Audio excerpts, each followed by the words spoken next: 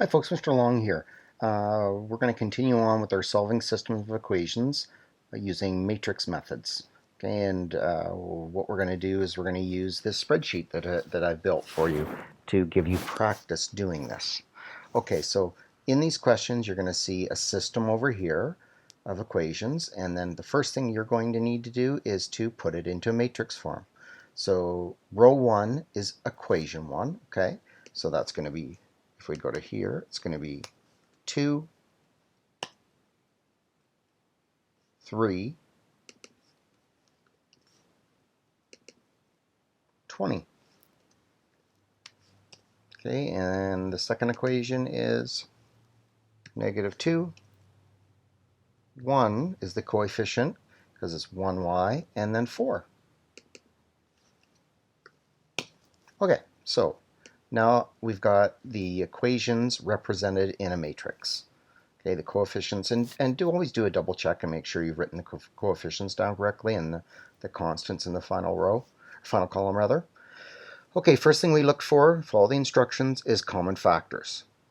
Do this only if dividing out common factors. Well, I don't see any common factors, so I'm definitely going to want to have a 1 there and a 1 there, because notice if I had a 2, it would divide by 2, and I don't want it to divide by 2. If there's no common factors, I've got to leave that at 1. Now, do I need to get one pair of coefficients equal?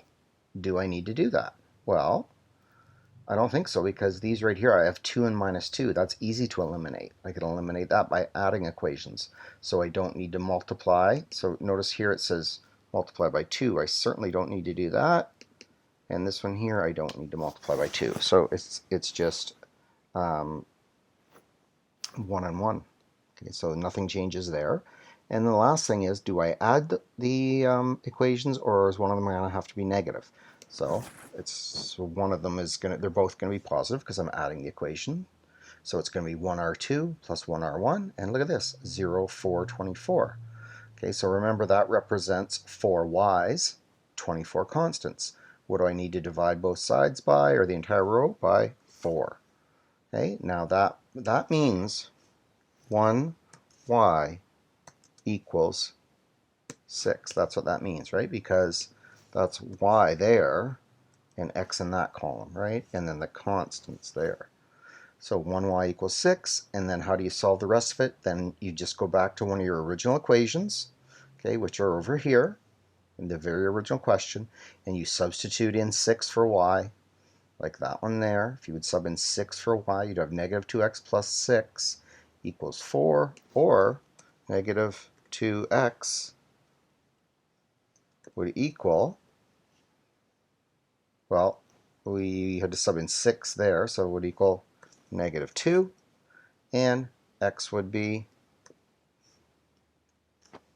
1. Okay, so y is 6, x is 1. That's our solution to that one. Let's look at the next one. So again, what am I looking for? I'm looking to see if there's a common factor in the rows. I'm looking to see if there's an easy way to get the coefficients the same. So 3 and 5, one is not a multiple of the other, so that's a little bit more challenging. But look at this, I've got -4 and -2. Oh, well, that's kind of nice, because the second equation is half of the first equation. So in other words, if I double this one, I'm going to end up with the same coefficients. Okay, so I'm going to end up with the same coefficients. Now, what we have to think about, if I've got two negatives, I'm probably going to want to change one of them to a positive and add. I never mind if they're both positive, then that's okay. It's easy to go positive minus a positive. But if you've got two negatives, again, I would multiply by a negative to make it a negative and a positive. So let's take a look. Oh, I guess the first thing I've got to do is fill these in. 3, -4, -5, 5 there, -2 there, and -6 there. Okay, no common factors. Nope, no common factors. Now, what do I need to do? I probably should multiply the second row, because this one here, the 3 and the 5, I'm not going to get that easily to be equal. But look at this. If I double row 2, the y coefficients are going to be the same, because remember that's x y, and that's the constant there, right? So I'm going to have to multiply the second row by -2. Right? So what's the benefit of that? That I can just add to get 0. Right? I can just add to get 0. And if you notice here, I already was set up for adding. So for this one here, I've got that. Once we simplify that, we eliminated the y's. So -7x equals 7. What do I need to divide the entire thing by? -7. So then that gives me that first value. That's x equals -1. And then how would I get the y value? Substitute it back in here. So it'd be 5 times -1, -5 minus 2y would equal -6. Okay, so in this case, I would have to add 5 to both sides, and I'd end up with -2y would equal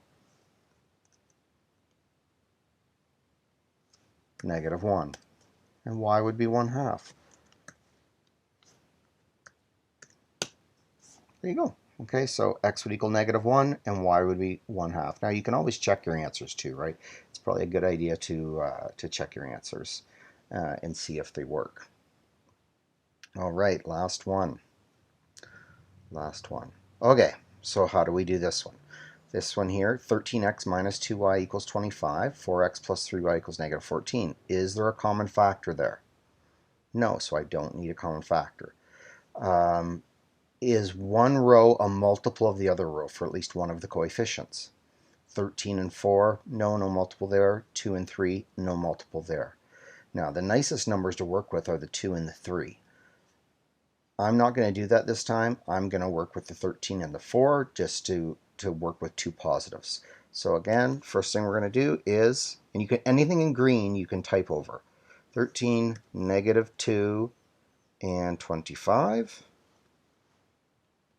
4, 3, and -14.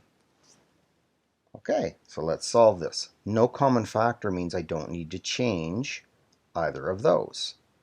Now I need to get, change that to 1 initially. Now what do I need to do if I want to get the x coefficients the same? Well, 13 I can multiply by 4, and 4 I can multiply by 13. And that will give me the equivalent x coefficients. So I'm going to times the top by 4. So you can notice that each of those are multiplied by 4. And the bottom one can be multiplied by 13. And they're equal. So now in this case, I've got two positives. So am I going to add or subtract the rows? Well, I'm going to subtract them. So I like to put the negative with this one here. So it's -r2 plus r1. Or, well, actually, no, sorry. I can make that 1r2 minus r1. Okay, so 1r2. So these numbers here in green are always going to be plus or minus 1. So that's just going to be, that just means r2 plus -r1 is r2 minus r1. So r2 minus r1. So you notice here that, and notice we don't need that first row anymore. There's no need for it because we've gotten rid of we've eliminated a variable. So 47y, that means 47y equals, because this last bar is an equals, 290 -282. So what do I need to divide by? 47. If I divide by 47, oh, whoops, I've got one extra row here. I didn't need that. So in this case, that means y equals -6. Okay, y equals -6. All right, so then again, how would I get the rest? I would back substitute. So I take this y equals -6 and I would substitute it into one of these two formulas here and solve for x. Okay, so that's your process. Using this spreadsheet, I think, is going to get you to understand the process really well, and it does the computations for you, right? So it's not like you're not going to make any arithmetic errors. You're not going to make a mistake in adding two negatives or multiplying a negative by a positive. You just aren't going to make those. You have to understand the process, and then the spreadsheet does the computations for you. Okay, folks, and so what you're actually going to be working on is on homework. So when you go to do the homework, what it looks like is this. It's got a system of equations here. You're going to import those numbers in here and then follow through and do it. Okay, so again, there's the second question. There's the system of equations. You're going to replace the numbers in the matrix with the correct coefficients from your system of equations. Follow through and answer, and the answers are always at the very end. Okay, folks? All right, so good luck in doing your homework.